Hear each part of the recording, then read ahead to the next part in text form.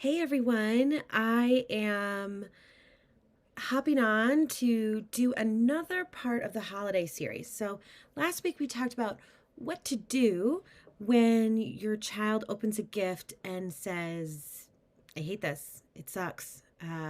No, I don't want that, or that's for babies, I have no interest in that. Or whatever, right? Which happens to all of us.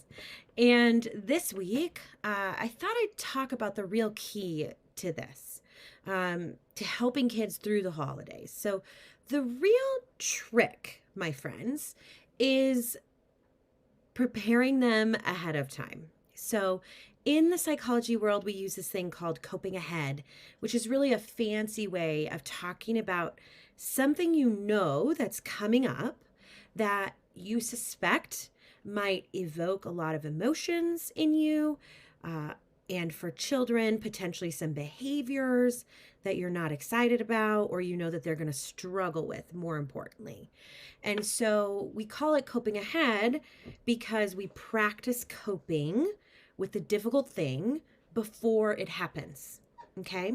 So, really, the trick to successful gift giving, the trick to helping your child through a lot of hard things, quite frankly, not just this one very specific example, is to prepare them ahead of time. Now, some kids, especially those with certain types of neurodivergence or difficulty with certain routines, certain people, this might look like a much more extensive process. You might be spending a lot of time, many days, talking through what it's going to look like, who's going to be there, what it might sound like, smell like, what kind of gifts you get, etc.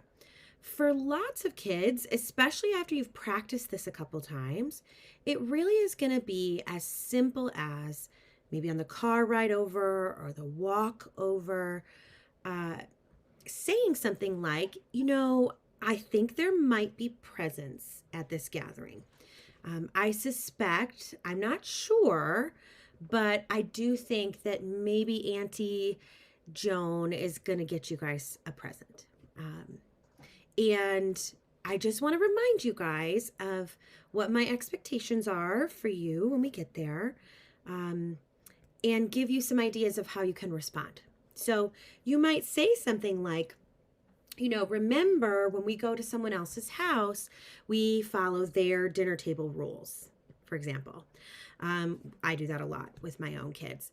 It might be something like, even if you open a gift and you don't love it, please make sure that you stop, you look up at the person, and you say, thank you very much, right? And then if you already have it or you don't like it, I would love to hear about that on the way home, right? But the reason we don't do that is because Aunt Joan took some time to think of you and to get this for you or make this for you or bring this to you. And that's really thoughtful and kind. And we want to thank her for that, for her effort, for her time, and for her money. Now, the important part about this is we're not saying you don't get to have your feelings about it. We're not saying you don't get to be upset or disappointed. Those are all very natural human emotions that we want our kids to be able to manage and work through. But we are saying that there are some behaviors and expectations in these new environments, okay? The chances that they open a gift and then exclaim something really outrageous then go down because we've already planted the seed that this could happen, and here are some ways you can respond. It's very similar to if you were driving in your car and you got in a car accident and you've never been in one and you never have heard what you're supposed to do.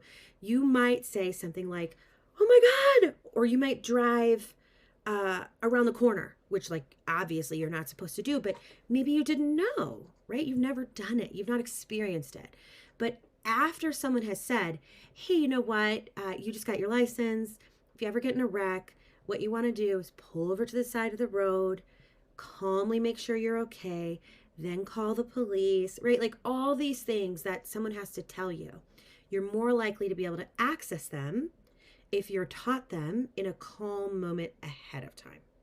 So that's my next little tip for the holiday season for you. I hope y'all are hanging in there, that it's not too crazy. And if this is helpful, as always, please like, share. Share is a really big one. I really love that.